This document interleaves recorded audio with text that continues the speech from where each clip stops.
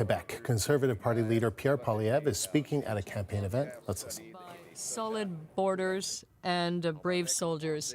We will reward our seniors who are working hard for a change. We will bring back better paychecks and better pensions for everyone. And we will put Canada first for a change. Thank you very much, everyone. Thank you. Thank you. Merci beaucoup, mes amis. Merci beaucoup. Now, if you don't mind a few words in English, I want to thank everyone here. First of all, Bernard Genereux, the local member of Parliament. It's great to be in Montmagny today at Maison La Prise. This is for two very important reasons that we've chosen this location. Maison La Prise builds homes, which was one of my top priorities. We've got to build the homes in order to house our people. We have to put an end to the liberal housing hell of the last decades. And there's only one way to do it. It's for the government to get out of the way and off the backs of the people behind me who build these homes. These fine folks are working every day to bring affordable homes. These are module pieces that snap together. They're kind of like Lego blocks, I think. No? Okay. They are? So they're like Lego blocks, so that we can actually assemble the houses much more affordably and make it possible to get people a roof over their head. I've already announced some of my plan to reverse liberal housing hell. We're going to take the GST off new homes, axe the sales tax on homes of less than $1.3 million, saving people up to 65 grand. An idea that I brought to the House of Commons, but sadly the Liberals unanimously voted against. This will stimulate the construction of an additional 36,000 new homes above and beyond what would normally be built, and it will save families $3,000 a year on their mortgages. The second reason why I'm here today is because Maison La Prise has many workers who are over 65 that bring lots of wisdom and insight to the younger workers. Quebec has always been a province where people roll up their sleeves and work hard. They protect their culture, their language, and their history, something we need to do more of across the country. But the industries across Quebec have suffered under the lost Liberal decade of high taxes, burdensome government and bureaucracy and red tape. As a result, after the last 10 years of the Liberals, housing costs have doubled, food prices have inflated. We have 2 million people lined up at food banks. There's more crime, our borders are in trouble, and our country is in an unprecedented state of economic weakness facing the Americans. It's very simple. After the lost Liberal decade of costs and crime up, of our economy down under America's thumb, do the Liberals deserve a fourth term in power, or is it time to put Canada first for a change with a new Conservative government that will axe taxes, build homes, and help our seniors have a beautiful retirement? I know the answer to that question, and I think Mr. Carney does too. That's why he was afraid to debate me at TVA.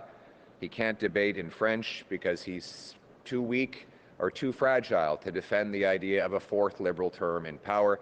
If he's too weak to defend himself in a debate, how will he defend himself against Donald Trump? We need a strong leader who's capable of standing up to Trump and standing up for Canadians.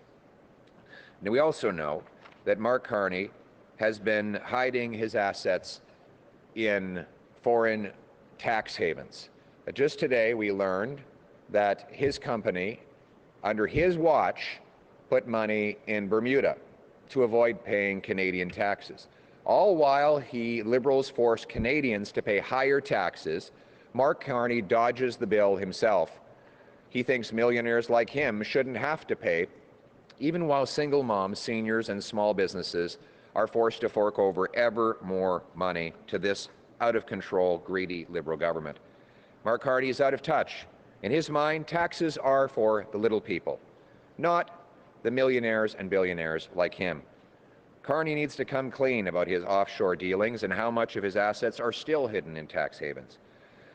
You know, Canadians deserve to know what financial interests a Prime Minister has. Here's the problem with Mark Carney. He's outsourced jobs, he's offshored his taxes, he's the most conflicted and compromised Prime Minister in our country's history. I'm running for Canada because I'm running for Prime Minister because I want to put Canada first. But you can't do that when all your interests are locked up in foreign interests. For example, how would he ever crack down on tax evasion, on offshore tax havens, when he's got his money wrapped up in those same havens? How would he ever crack down on the abuses by China of our steel industry, when his company owes $250 million to the Chinese government's state-owned banks? How would he ever protect Canada against the U.S. when he's already moved his company headquarters to Donald Trump's hometown and the jobs and money with it? The answer is he can't. Now, this distraction he has about blind trust, let's be blunt. Mr. Carney knows exactly what assets he owns. He put them in the trust knowing what they were, and he knows that his trustee cannot sell those assets. So whether or not it's technically in this Venetian blind trust, he knows what he owns. The only ones who are blind are Canadians. Canadians are the ones who are blocked from knowing the real financial interests of their Prime Minister. And that's why I reiterate my call for Mark Carney to come before Canadians, open up the books, tell Canadians what foreign conflicts of interest he has that go against the interests of Canada. I'm running for Prime Minister to restore Canada's promise so that hard work gets you a great life in a beautiful house on a safe street protected by solid borders and brave troops under a proud flag, and where a lifetime of hard work pays off with a beautiful and solid retirement. But let me paint a picture. Imagine you've been working for 40 years and you've done all the things right, but you still want to contribute. You've got a lot of wisdom, smarts, and energy. You see a lot of young people that could use some mentoring at a local business. There's a labor shortage in your community, so local businesses looking around for employees. So you're not ready to hang up the skates. So you go in, you get a job, and the first paycheck you get, you realize it's all chewed up by government clawbacks and taxes. OAS is clawed back, GIS is clawed back, and then there's income tax, payroll tax, and many other taxes. This means that sometimes you could be worse off for the next dollar you earn. If you go from a $25,000 a year income to $35,000, more than half of that extra money will be chewed up by government clawbacks. On top of that, the government forces you to pull out your RRSPs at age 71, even if you want to grow them a little longer. And then immediately those are taxed as well. So there you are, punished for saving responsibly, punished for working hard. Now, first of all, it should be clear that no senior should ever be forced to work. But those who choose should not be punished. After the lost Liberal decade, Canadian seniors can't afford a fourth Liberal term of making Canadians poor and Canada weaker. They need a new Conservative government that will lower taxes, support seniors, and put Canada first for a change. That's why, as Prime Minister, I will work hard for the people who work hard. And I will see to it the system rewards hard work by people of all ages. Right now, seniors get a basic personal exemption of about $15,000. On top of that, they get about a $9,000 age credit. But that's where it ends. That's not enough. And that's why today I'm announcing that a new Conservative government will put Canada first by allowing our seniors to earn up to $34,000 tax-free. Thank you.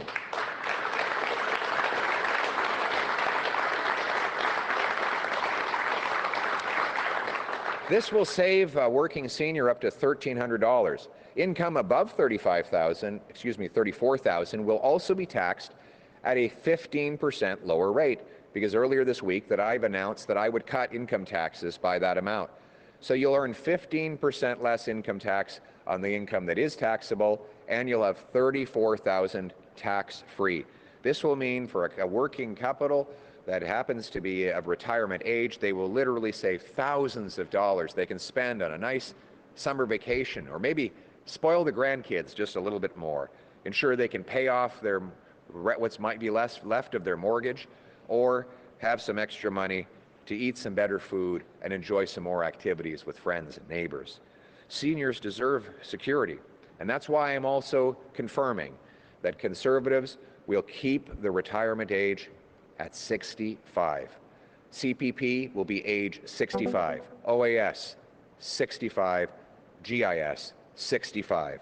So that Canadians will know they'll have that income coming in and they'll have a reliable, solid retirement and a solid floor under their feet.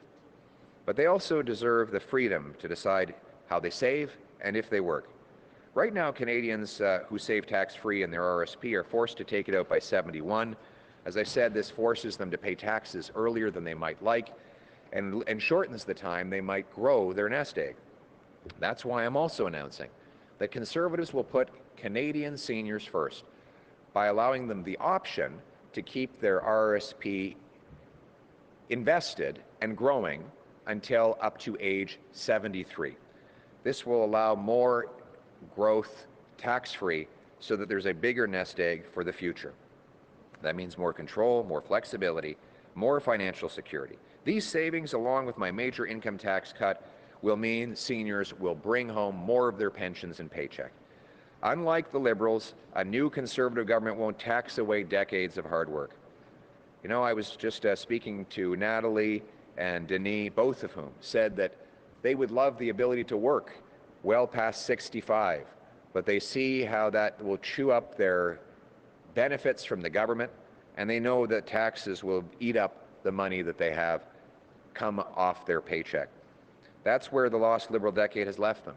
I want people like Natalie and Denis to have the choice and the freedom to contribute. With labor shortages and a weak economy, we need our smartest, wisest people who choose to contribute, to offer all they can, and we need to reward them when they do. And we were going to do that by making our economy stronger. It's time to put Canada first for a change with a new Conservative government that will lower taxes, protect senior savings, build a Canada where decades of hard work deliver a great retirement, a Canada that axes taxes, builds homes, unleashes the economy, stops crime, and brings home jobs to stand up to President Trump from a position of strength. As Prime Minister, I will reward hard work and restore the Canadian promise. And that promise is very simple. Anyone from anywhere can do anything. Hard work gets you a great life in a beautiful house, on a safe street, protected by brave troops under our proud flag. That includes for our wonderful seniors, for them more than anyone who built this country. Let's put Canada first for a change and bring it home. Thank you. Merci. On va maintenant passer aux questions.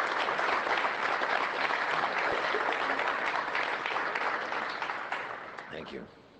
Bonjour, Monsieur Poilievre, Christian Noël. Bonjour. Christian Ça va Noël, bien? Radio-Canada. Très bien, vous? How are you? Excellent. Un peu soif, mais... Je vous laisse prendre I'm- une gorgée, OK? I'll let you have a drink of water. 30 minutes, c'est long. J'espère que Yeah, I guess I talked a little too long.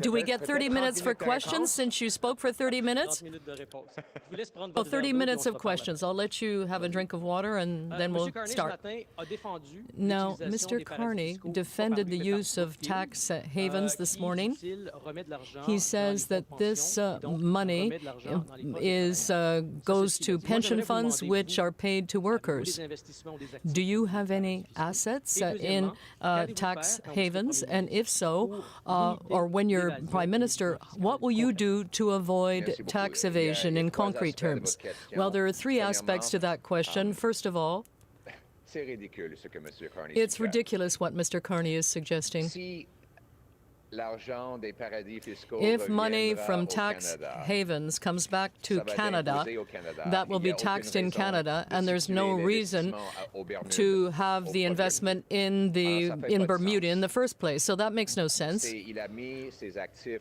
corporatifs He aux placed his Bermudes corporate assets in pour être à Bermuda l'abri des taxes et to des impôts avoid paying canadiens taxes que le in gouvernement Canada. libéral, avec ses conseils, That the impose Liberal sur government, les with its travailleurs et les advisors, aînés imposes canadiens. on seniors and workers ça, here la in réalité. Canada. That's the reality. Et en plus, And in addition to that, that shows terrible hypocrisy. As the economic advisor to Justin Trudeau, he was in favor of large increases in taxes on Canadians, tax increases that he himself did not want to pay. And that's why he hid his assets in tax havens, and he is still invested in Brookfield. Where did he put that?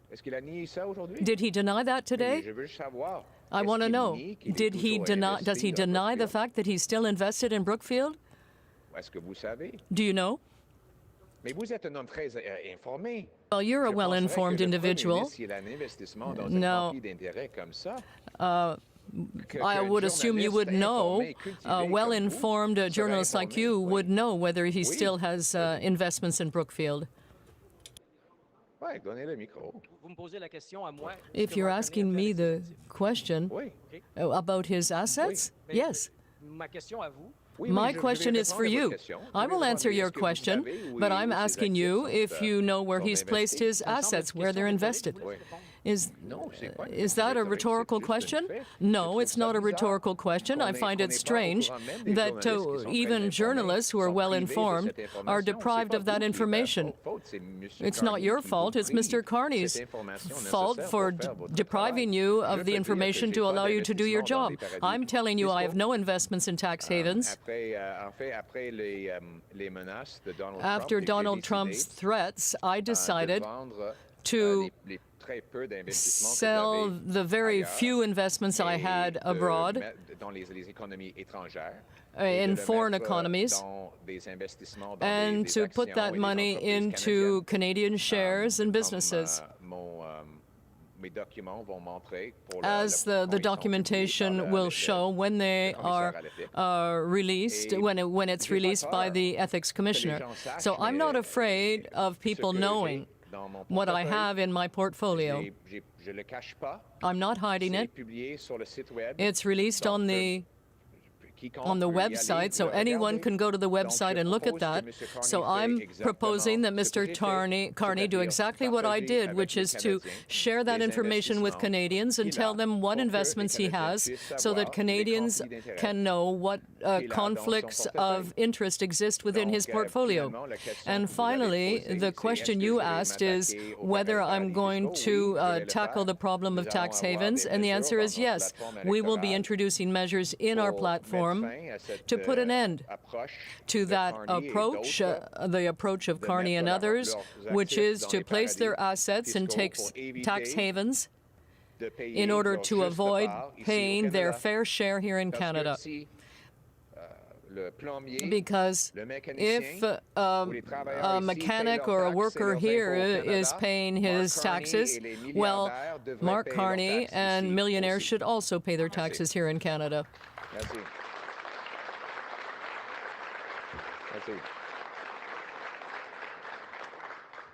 Thank you very much. So I was asking the gentleman, who's a very informed journalist, whether he knows what Mark Carney's investments are. And he said, no, that's not his fault. That's Mr. Carney's fault. I just point out that it's incredible that even the journalists who follow this stuff very carefully do not know all the conflicts that Mr. Carney admits that he has.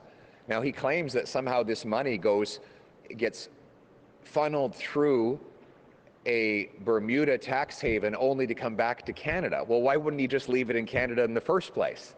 If it were going to be taxed in Canada, he wouldn't need to funnel it through Bermuda. I don't know, how many of you funnel your investments through Bermuda before you bring them back to pay taxes? I think the answer is zero. And so Mr. Carney makes these workers who are struggling to pay their bills pay full taxes in Canada, while he ships his investments off to Bermuda to dodge his obligations to this country. That's money that should be going in tax revenue to fund our schools and our hospitals, but instead it's going to pad the pockets of millionaires and billionaires like him. He thinks that taxes are just for the little people, not for big shot bankers like him.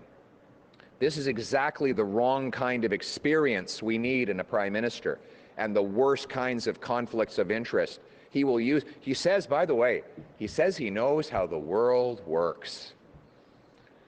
He thinks he knows better than all these hardworking people behind me. I can tell you they know a lot of things that he has no idea about.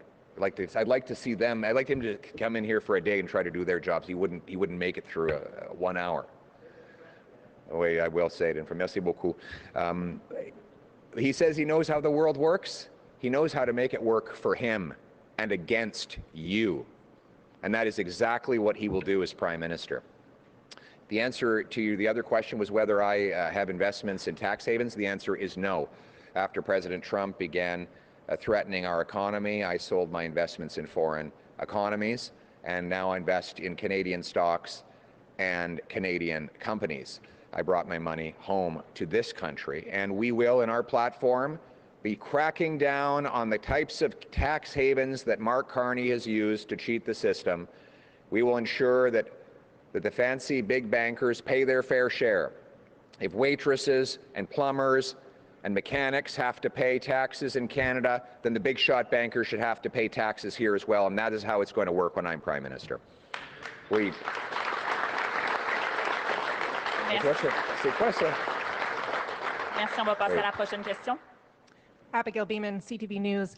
Throughout your career, you've repeatedly said that CPP benefits were too generous, that premiums were too high. Your announcement today sounds like you're supporting the status quo, so I'd like to ask what's changed. And as well, we're just hearing that President Trump is expected to announce auto tariffs at 4 o'clock today, so I'd like to get your response to that. Thank you. We will protect CPP, OAS, and GIS for age 65. The retirement age will remain 65. You will get all your CPP, all your GIS, all your OAS at age 65 under a new Conservative government.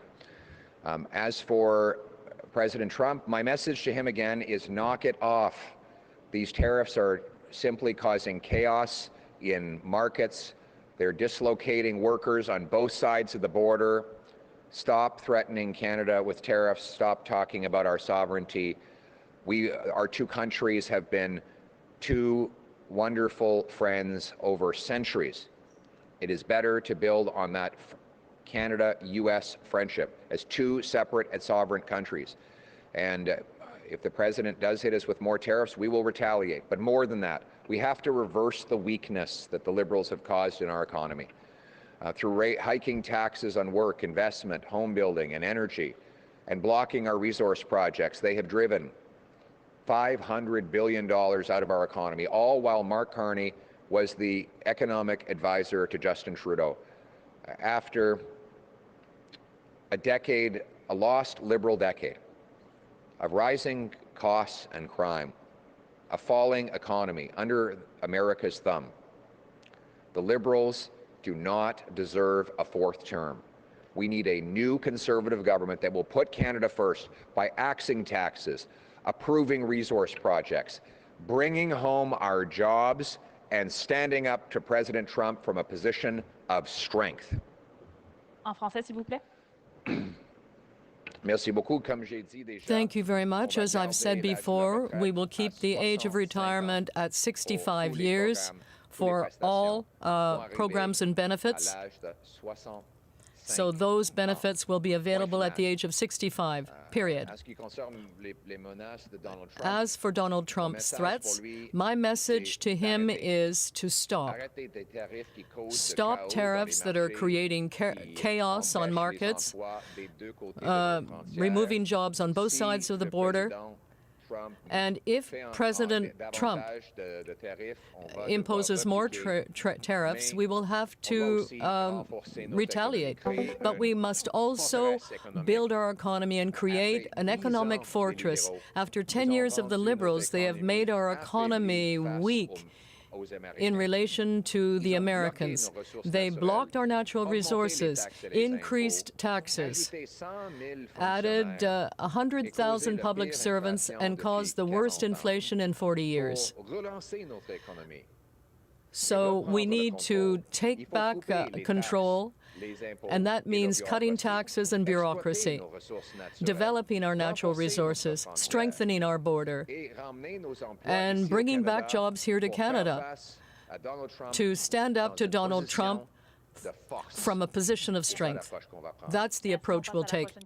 En passant, Marion, si je peux me permettre de mentionner, And if I could just mention this one other thing, we will also reverse the forestry order on the lumber industry here. And he did that at the same time that Donald Trump is imposing tariffs on our lumber. Mr. Guilbeault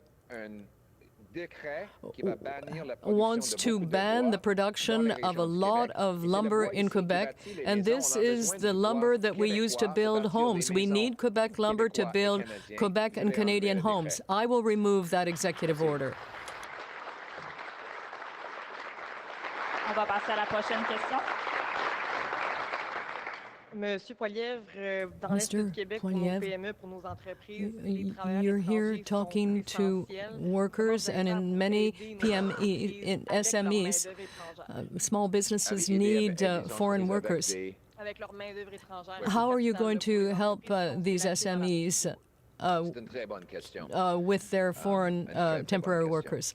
Well, that is a good question. First of all, I just want to reiterate that one of the things we should encourage is seniors who choose to work later. They should be rewarded. Right now, people who want to work beyond the age of 65 are punished with taxes and with government clawbacks. And I think we should allow those people to make the contribution they wish to make by working a little longer. Also, foreign workers are needed. Foreign workers are needed in some regions for SMEs and farmers.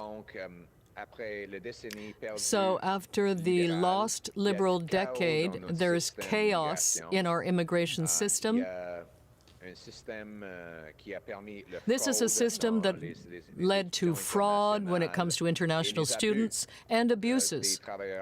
Abuses of foreign workers to the detriment of workers here and across Canada.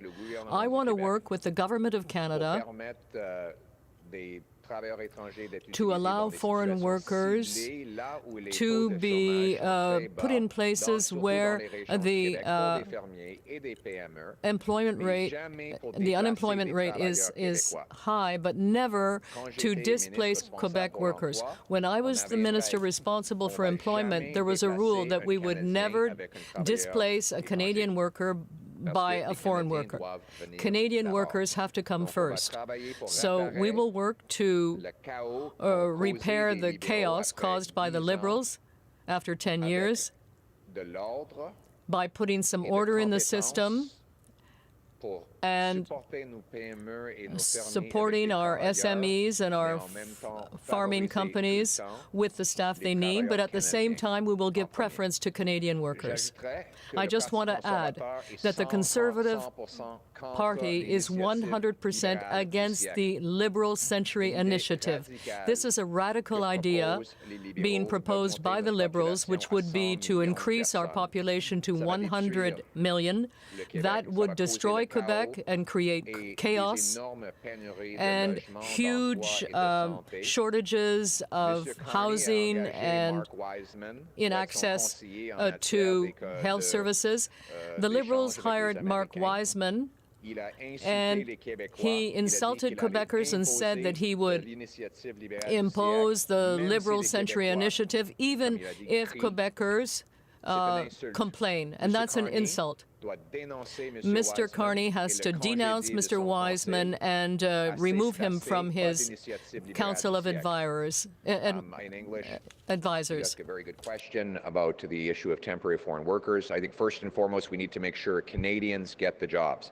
Canadians first, always Canadians first.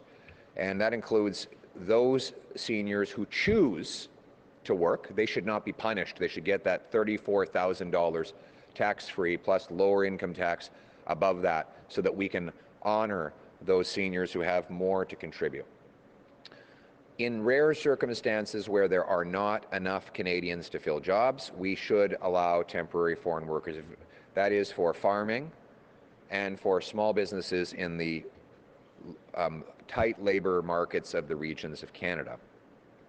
and we will work to end the chaos. After the lost Liberal decade, our immigration system is in total chaos. Fraud has overtaken the temporary foreign worker and the international student program. They allowed temporary foreign workers into places where there's already high unemployment of over 6%.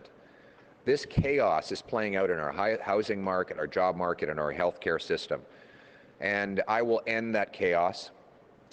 Allowing the Liberals to have a fourth term in power will only make it worse. We need a new Conservative government that will put Canada and Canadians first. That includes opposing the Liberal Century Initiative, which seeks to increase our population to 100 million people. This is an idea from Mark Wiseman. Mark Wiseman is now Mark Carney's advisor on Canada-U.S. relations. He insulted Quebecers. He said he was going to push his 100 million person plan even if, quote, Quebec howls. That is a disgusting insult. It's a slur against Quebecers. And he should be ashamed of himself. And Mark Carney, if he respected Quebecers at all, would fire Mark Wiseman and reject the Liberal Century Initiative. Conservatives will reject the Liberal Century Initiative. We will get back to common sense immigration that puts Canadians first. Thank you. Thank you. Merci. On va passer à la dernière question. Oui, bonjour, Cathy Desjardins pour Loi Blanche, ici à Montmagny. Donc, vous êtes dans la région de Now, Côte-du-Sud, Rivière-du-Loup. you're in the Rivière-du-Loup region. Donc, c'est une région pour laquelle Now, l'agriculture this est is a quelque chose region d'assez important where pour les agriculture is agriculteurs very dans la région. important.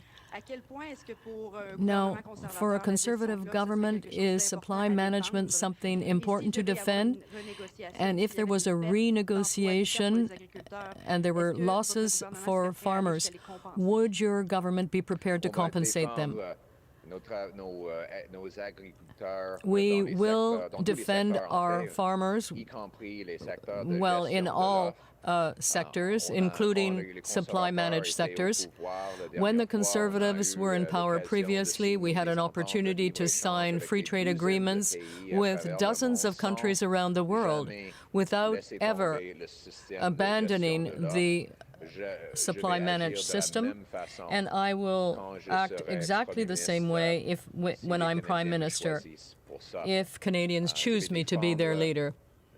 I will fermiers dans defend la gestion de l'offre, farmers et when it comes protéger to les supply régions du management Québec. and protect the regions of Quebec. Monsieur Carney a Monsieur Mark Mr. Wiseman Carney comme son had négociateur Mr. et Mark conseiller Wiseman en as matière his advisor de l'échange commercial avec on les trade États-Unis. with the United States. Monsieur Wiseman a dit Mr. vouloir détruire Wiseman le said système de gestion he de wants l'offre. to destroy the supply management system. So we know exactly what Mr. Carney's plan is in that regard. He's prepared to sacrifice farmers in any negotiation. We, as Conservatives, will put farmers first for a change. Thank you. Ça conclut la conférence de presse. Merci beaucoup. Merci. And you have been listening to Conservative leader Pierre Poilievre in Montmagny, Quebec, speaking about this story that we're going to get into at the CBC Screen Room and who has been following along with me, and that is some criticisms that the Liberal leader Mark Carney has many different conflicts of interest, but he zeroed in on, there's Karina in Ottawa, he zeroed in on his assets that have been put into a blind trust, calling out Carney, saying it's sort of ridiculous. I'm sort of paraphrasing that he doesn't know what's in there. He says he knows exactly what's in this blind trust. The only ones who are blind are Canadians. He also made an announcement on regarding seniors and retirement income and when that would be taxed. So there's that.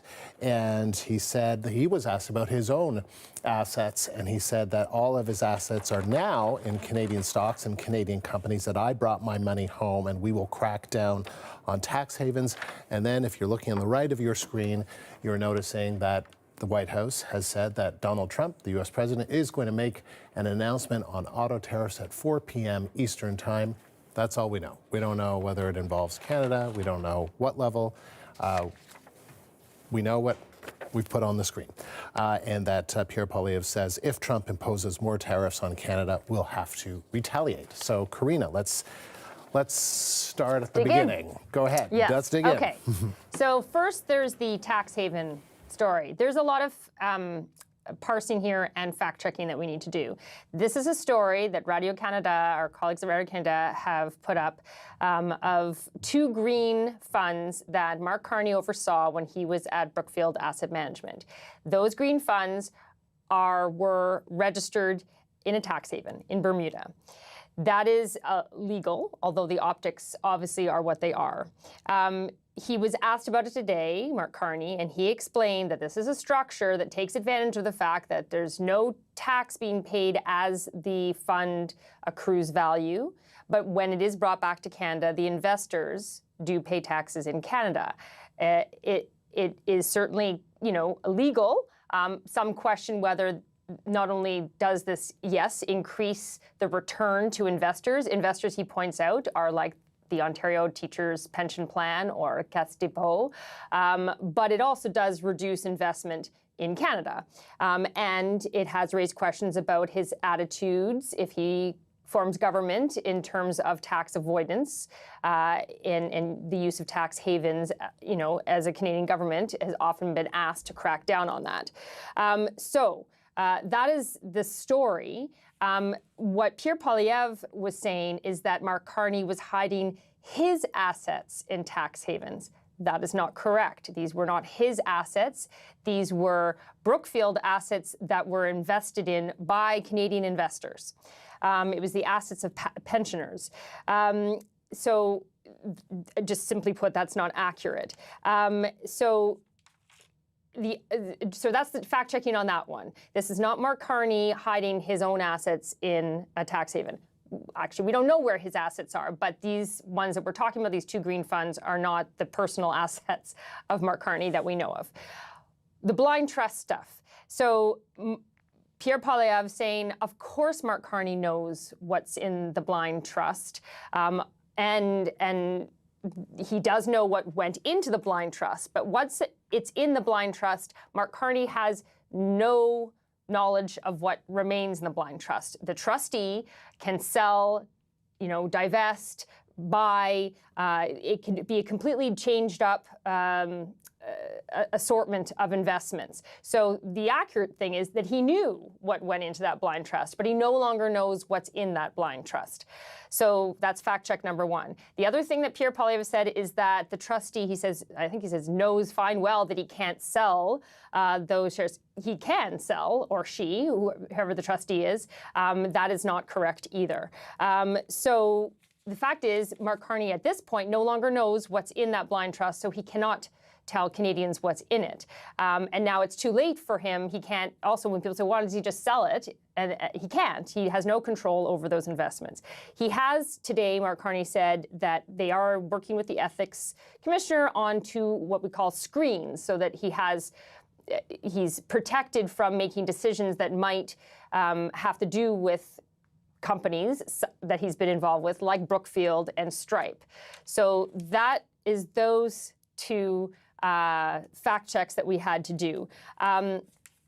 Just on Pierre Poilievre, who has talked about his own investments, that he said he sold his own few foreign investments and brought it home to Canada, put them into Canadian ones, and explain that. Now, I only have in February the list of assets that are listed with the ethics commissioner from Pierre Poilievre. I cannot speak to where these are, but there are shares of MSCI Singapore, shares of MSCI Switzerland. It also mentions Purpose Bitcoin, a world index fund. I don't know anything about these funds. I also don't know if that's updated. That is as of February. It is now towards the end of March. He could have sold all these, as he said, and brought them back to Canada. So again, there is just a lot of questions here, and most people didn't tune into us because they're looking for an investment show or tax policy. But just there's a lot there that Pierre Poilievre said that will land, and people will say, and it's not all accurate. And so really need to clarify what is and is not accurate in what he said. So that is on all the Mark Carney stuff. Of course, then there were other questions, and there was the announcements, and we can get to that. Yeah, I mean, because you're right, because I was listening closely as you were, and he said everything he's invested in is now in Canadian stocks and Canadian companies. I brought my money home. But he did not give a timeline on when he did that, just because the reporter was asking, well, what about your assets? And then do you want to make, just because we are going to talk about the auto tariffs with our reporter, our colleague in Washington, so you don't have to do that. You've had to do a lot, Karina. What about the announcement in terms of seniors? Okay, so the announcement in terms of seniors, let me just get that because, of course, we were talking about that earlier. So, and this actually, he incorporated this policy proposal in his answer about temporary foreign workers as well, which I can get to in a moment. But the Conservatives, if they form government, would allow working seniors to earn more before getting taxed. So they would up the limit of what they could earn tax-free to $34,000 a year. That's about $10,000 more than now. That they can keep their retirement funds sheltered in an RSP longer, so no more forced withdrawals until 73, up from 71, and very specifically announcing, even though this is not a change from current policy under the Liberals, to keep the retirement age at 65 would be when you would earn your CPP, and if you qualify your OAS and your GIS. This declaration from the Conservatives is to answer back hints, innuendo that, like Stephen Harper did when he was Prime Minister, that Pierre Poilievre would raise the retirement age to 67, which is what was done under Harper. Very unpopular at the time, was returned to 65 when the Liberals came into power in 2015. The Conservatives making sure that everyone knows they don't plan to do that again. So that is why that's part of their announcement today. And in terms of the question over, temporary foreign workers, because a lot of small, medium-sized companies, they turn to that. There's a labor shortage in some areas, saying that this measure would help seniors stay in the workforce longer if they want to, and that jobs should go to Canadians first, and only if no one else can do it should it go to temporary foreign workers. And his argument there is that, seniors right now have the expertise, could keep working, except that they get dinged so much from a tax perspective, it's not worth staying in the workforce. And you pointed out to me, Karina, and I am letting you go, but you pointed out to me that the Century Initiative, which is increasing Canada's population to $100 million, is not a Liberal Party initiative. So we'll just leave it there, because you just pointed that out to me as we were chatting about this chat together. Thank you, Karina. You're CBC's welcome. Karina Roman in Ottawa. And we have breaking news to tell you about. The U.S. President is going to make an announcement about auto tariffs later today. Let's go straight to the CBC's Richard Madden in Washington. So, Richard, what do we know? Yeah, well, it came as a bit of a surprise. White House Press Secretary Caroline Leavitt confirming it just moments ago that the president is going to announce something related to tariffs on the auto sector. But, Andrew, we got to caution you, for now it's unclear what the focus will be and if